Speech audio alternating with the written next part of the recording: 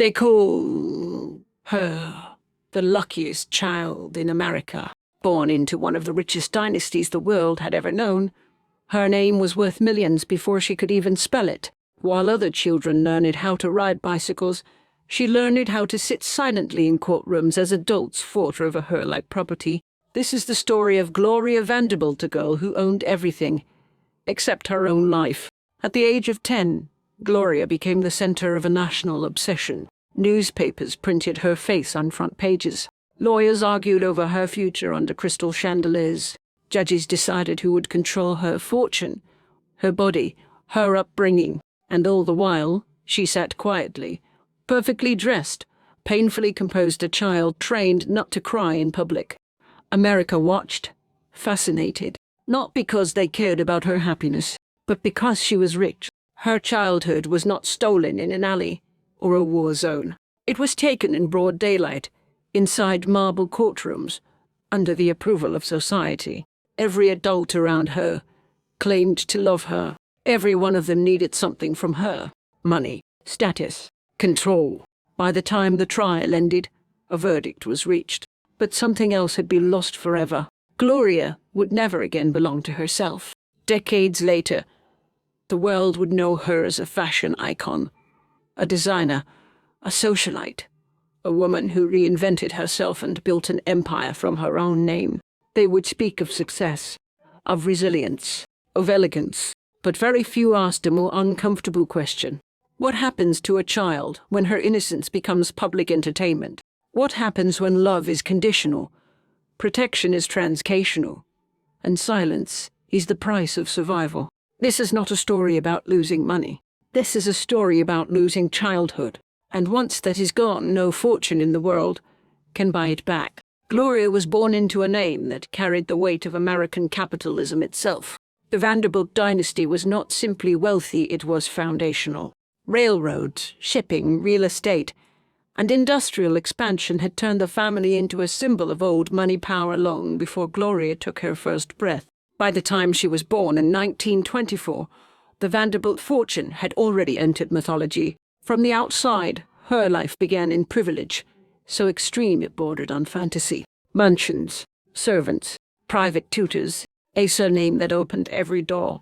But behind the elegance was a family already fractured, decaying from within. Her father died when she was still a baby. His death left a void that money could not fill, and a fortune that attracted the wrong kind of attention. Her mother, young and glamorous, was unprepared for motherhood under a microscope. She was more comfortable in European salons than in nurseries, more fluent in the language of high society than in the emotional needs of a child.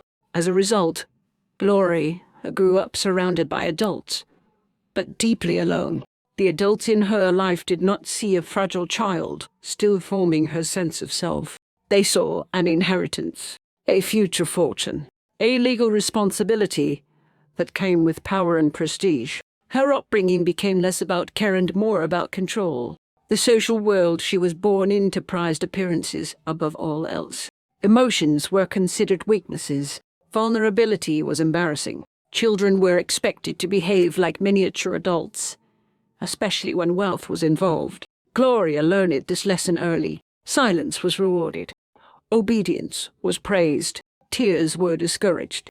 When questions about her care arose, they did not stay private. They became public spectacle. The custody battle that would come to define her childhood did not begin because someone asked what was best for her emotional well-minus being. It began because two sides wanted authority over her fortune and the prestige that came with raising a Vanderbilt terrace. The courtroom became her second home. Lawyers dissected her family life in front of strangers.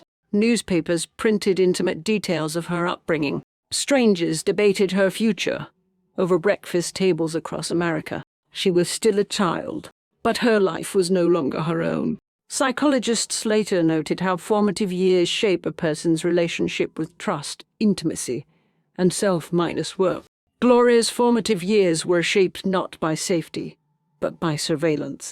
Not by unconditional love, but by performance. She learned how to sit still for hours, how to smile politely when spoken about, not spoken to, how to answer questions carefully, knowing that the wrong words could shift power away from one adulthood toward another.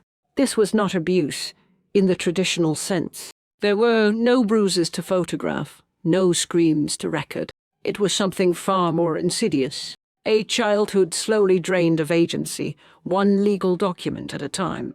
By the time the court made its final decision, Gloria had technically won stability. She was placed under the guardianship deemed most appropriate. The press moved on. Society congratulated itself on resolving the matter, but no one asked what it had cost her to survive it. The foundation of her life had been set, not on security or trust, but on the understanding that love could be withdrawn, that power could turn intimate spaces into battlegrounds, and that her value lay not in who she was but in what she represented. That understanding would follow her into adulthood. By the time Gloria reached adulthood, she had already mastered one essential skill: adaptation. She knew how to read rooms, how to sense shifts in power, how to present herself in ways that made others comfortable. These were not talents developed through confidence, but through necessity. To the public, she appeared effortless, beautiful, poised, impeccably dressed. A Vanderbilt who seemed born to glide through salons and drawing rooms with ease. But beneath the elegance was a young woman, still searching for something solid to stand on. Society welcomed her eagerly, not because it understood her, but because it recognized her name. Doors opened, invitations arrived, photographers followed. In the post-war era, America was hungry for glamour, and Gloria fit perfectly into the narrative of old wealth meeting modern femininity. She became a socialite not by choice, but by expectation.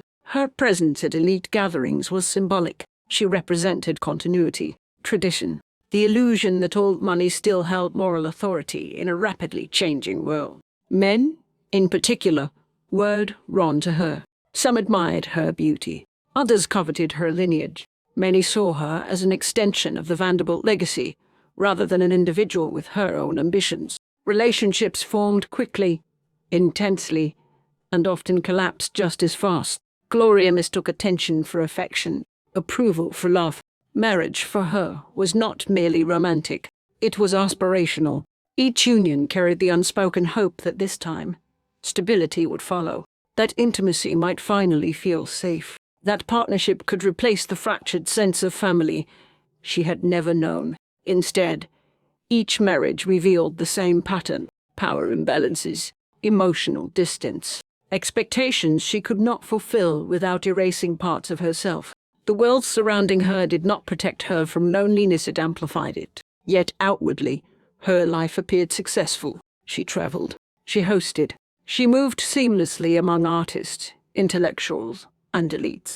In public, she was admired.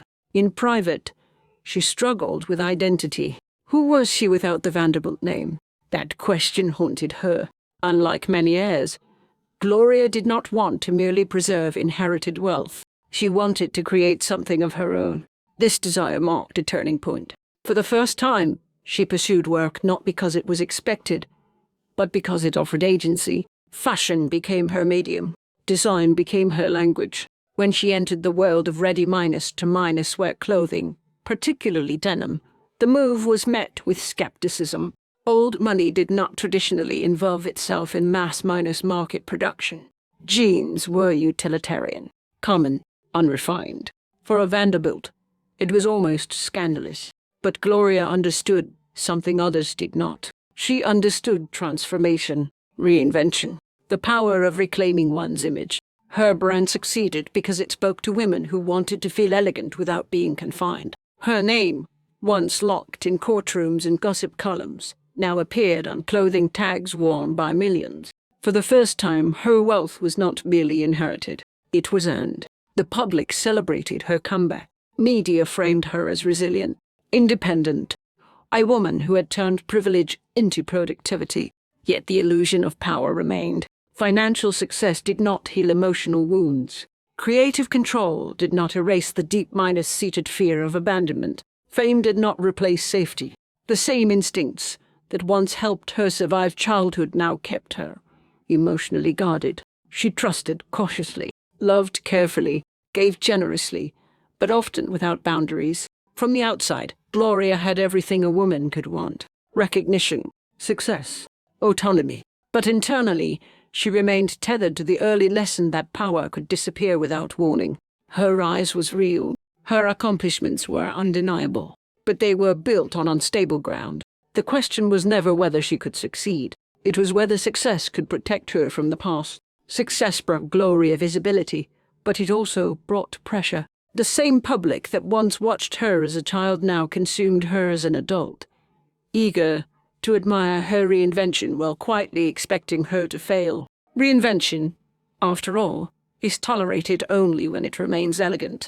When it becomes complicated, society grows impatient. Behind closed doors, the emotional cost of her life began to surface more clearly. Years of instability had left her hyper-minus aware of loss. She anticipated abandonment before it happened. She sensed danger in moments of calm. Relationships, even loving ones, felt temporary by default. This constant vigilance exhausted her, yet she did not know how to turn it off. Motherhood, which might have offered grounding, came with its own weight.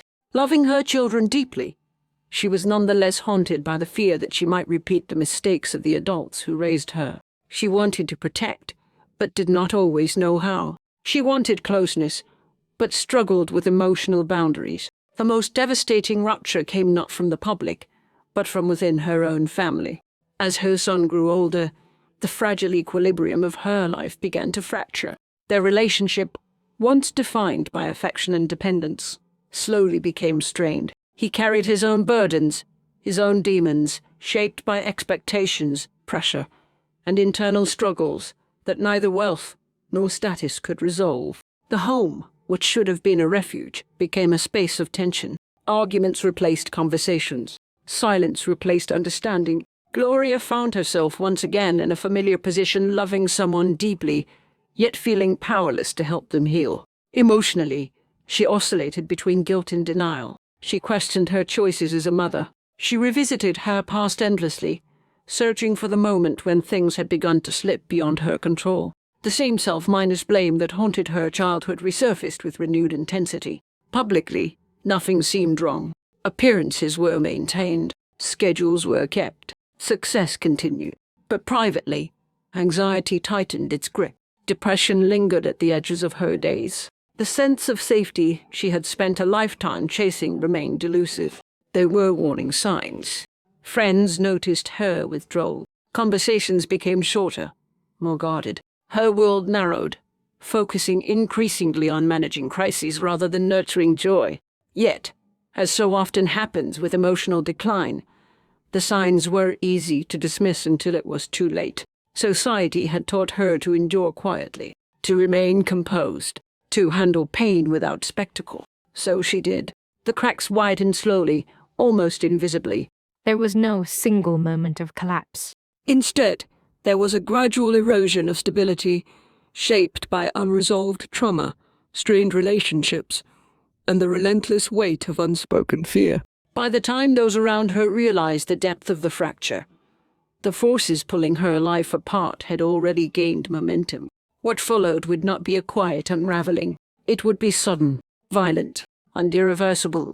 The final tragedy of Gloria's life did not unfold under flashing cameras or in public courtrooms. There were no reporters waiting outside, no headlines prepared in advance. What happened was quieter than the scandals that had defined her childhood, and far more devastating. It happened inside the most intimate space she had left. Her home. By the time her son reached adulthood, the emotional distance between them had become impossible to ignore. He was brilliant, sensitive, and deeply troubled. Like his mother, he carried a mind that turned inward, magnifying pain rather than releasing it. Depression shadowed him. Anxiety shaped his days. He struggled to find meaning in a world that constantly compared him to expectations he could never meet. Gloria loved him fiercely. Perhaps too fiercely. Her love, born from her own fear of abandonment, often blurred into protection without limits. She shielded him from consequences, hoping that patience and care might heal what medication and therapy could not fully reach. But love alone is not always enough. The household became emotionally volatile. Moments of calm were punctured by episodes of despair. Conversations felt like negotiations across a widening gap. Gloria, who had survived courtrooms and public judgment, found herself facing a battle she could not strategize her way through. She was no longer the child being fought over. She was the mother watching helplessly as her son slipped further away. On the day everything ended, there was no dramatic warning.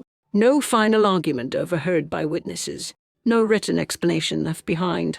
What remains are fragments. Police reports, recollections, silence. Her son took his own life. The act was violent, sudden, final. When the news broke, it shattered the carefully maintained narrative of resilience that had surrounded Gloria for decades. This was not a scandal she could reframe. Not a failure she could outwork. It was loss in its purest, most unforgiving form. A mother outlived by her child. The grief that followed was profound and isolating. There are losses that draw people together, and there are losses that create distance because they are too painful to confront. This was the latter. Friends struggled to find words. Society, which had once consumed every detail of her life, now looked away. There was nothing left to admire, nothing left to romanticize. In the months and years that followed, Gloria withdrew. Public appearances became rare. Interviews carried a heaviness that could not be edited out. When she spoke of her son, her voice remained controlled, but her eyes revealed the depth of the wound. She did not blame him. She did not dramatize the pain. She carried it quietly. The tragedy reframed her entire life story. Childhood trauma, emotional instability, the pursuit of control.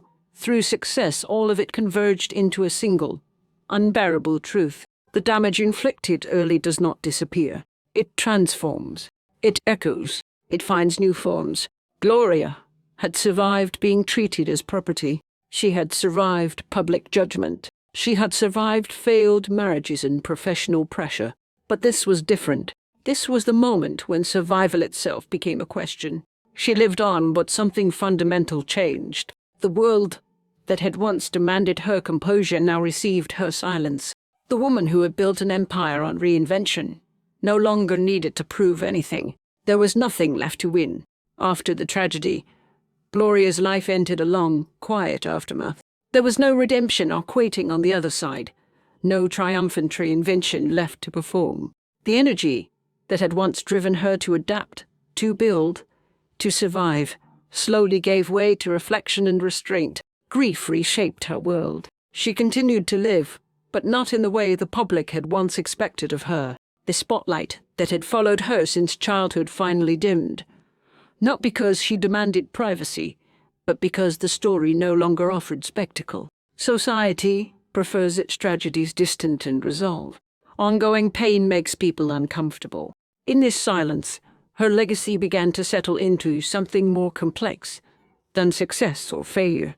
Professionally, her impact remained undeniable. She had transformed her name from inherited wealth into a brand associated with independence and modern femininity. Millions of women had worn her designs, often without knowing the depth of the history stitched into the label. In that sense, she had achieved what few heirs ever manage: relevance beyond lineage. But her true legacy was not commercial. It was cautionary. Her life exposed the cost of turning children into symbols, of believing that access and privilege can replace emotional safety. The custody trial that had once been framed as a triumph of legal order now reads differently through a modern lens. It was not a victory. It was a failure of empathy on a national scale. Psychologists, historians, and cultural critics would later point to her story as an example of how early trauma echoes across generations. The pain that shaped her childhood did not end with her. It flowed into her relationships, her parenting, and ultimately into the deepest loss of her life. In private, Gloria became increasingly introspective. She wrote, she painted, she spoke less, but when she did, her words carried weight. There was no bitterness in her reflections, only clarity. She understood that blame offered no relief. Understanding, however painful, offered meaning. Her death marked the quiet end of an era. There were no grand ceremonies, no symbolic closures to the Vanderbilt saga. Just a recognition that one of America's most famous heirs had lived a life far more fragile than the myth suggested. What remained was not the image of a glamorous socialite, but of a woman who spent her entire life trying to reclaim something taken before she had the language to describe it. A sense of safety, a sense of self. That is the legacy that endures. Gloria Vanderbilt's life invites an uncomfortable question, not about money, or fame, or even resilience, but about responsibility. Who failed her first? Was it her family, fractured by ambition and ego? Was it a legal system that treated a child as an asset to be managed? Or was it a society that watched a little girl's private pain as public entertainment and called it justice? It is easy to admire her success. It is harder to sit with the cost. She survived what many would not. She built, created, and endured. Yet survival is not the same as healing. Some wounds do not close. Gloria never asked to be a symbol. She never chose to represent old money, American excess, or female resilience. Those roles were assigned to her long before she understood what they meant. Her life was shaped by decisions made in rooms where she had no voice. And yet, she carried the consequences with dignity. It begins with protection, with listening, with recognizing that children are not extensions of ambition, and that control disguised as care leaves scars that last generations. Perhaps the most tragic part of her life is not what happened to her, but how familiar it still feels. Children are still traded between adults with influence. Trauma is still dismissed when it wears expensive clothes, and society still confuses silence with strength. So where did Gloria's tragedy truly begin? Was it the moment she inherited a fortune? Or the moment everyone forgot she was just a child? Leave your thoughts below. And remember, power does not always come from a throne. Sometimes it comes from choosing to protect the most vulnerable, even when no one is watching.